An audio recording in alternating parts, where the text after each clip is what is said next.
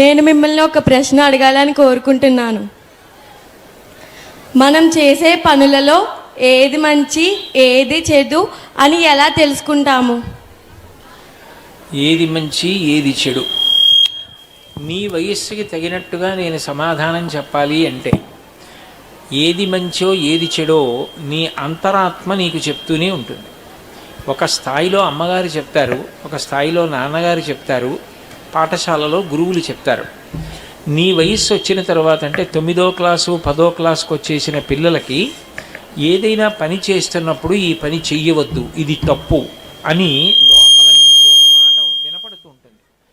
నీకు ఇలా వెళ్ళిపోతున్నప్పుడు ఒక బంగారం గొలుసు కనపడింది అనుకో, వెంటనే మనసులో ఏం ఆలోచన వస్తుందంటే అబ్బాయి ఎంత పెద్ద బంగారం గొలుసో నాకు దొరికింది, తీసుకుందాం అనిపిస్తుంది. వెంటనే లోపల నుంచి ఏమని వినపడుతుందంటే వద్దు, ఇప్పటిదాకా నువ్వు ఏ నైతిక విలువల గురించి విన్నావు, తప్పు కదా. మనం పట్టుకెళ్ళిపోతే ఆ గొలుసు పోగొట్టుకున్న పిల్ల ఎంత ఏడుస్తుందో. ఇంటి దగ్గర ఆ పిల్లని కొడతారు కదా, వద్దు వద్దంటే వేసుకెళ్ళావు, చూసుకోలేదు, గొలుసు పారేసుకున్నావు అంటారు. ఇదే మనం గొలుసు పట్టుకెళ్ళి వేదిక మీద ఇచ్చేసి ఇది ఎవరిదో ప్రకటించి వాళ్ళకి ఇచ్చేసేయండి అంటే ఆ పిల్లకి ఇచ్చేస్తే ఆ పిల్ల సంతోషంగా వెళ్ళిపోతుంది. నేను చేసిన మంచి పనికి భగవంతుడు నన్ను కాపాడతాడు అని నీలో నుంచి నీకే ఒక మాట వినపడుతుంది. తప్పు చేసేటప్పుడు ఇది తప్పు వద్దు అని, మంచి చేసేటప్పుడు ఇది మంచి చేద్దామని అనిపిస్తుంది. ఆ పని ఏది చెయ్యవచ్చని నీకు అంతరాత్మ చెప్తోందో అది చెయ్యి, ఏది వద్దనిపించిందో అది చెయ్యకు.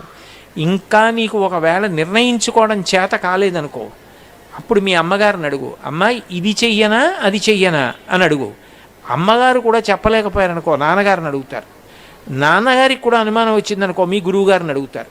మీ గురువుగారు ఏం చెప్పారో ఇంకా అది మాత్రం తిరుగులేదు. గురు బుద్ధిర్ విశేషత, గురువు చెప్పింది సరస్వతీదేవి చెప్పిన దాంతో సమానం.